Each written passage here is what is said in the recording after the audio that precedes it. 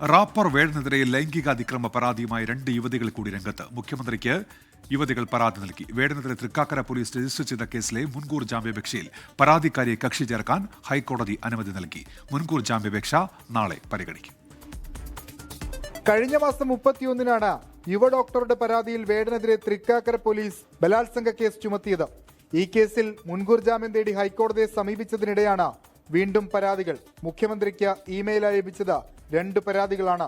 ദളിത് സംഗീതത്തിൽ ഗവേഷണം ചെയ്യാനായി വിവരം തേടി ഫോണിൽ ബന്ധപ്പെട്ട യുവതിയെ 2020 ഡിസംബറിൽ കൊച്ചിയിലേക്ക് വിളിച്ചുവരുത്തി അതിക്രമം നടത്തിയെന്നാണ് ഒരു പരാതി. നിലവിൽ കേരളത്തിന് പുറത്തു പഠിക്കുന്ന വിദ്യാർത്ഥികൾ മുഖ്യമന്ത്രിയെ നേരിൽ കാണാൻ അനുമതി തേടിയിട്ടുണ്ട്.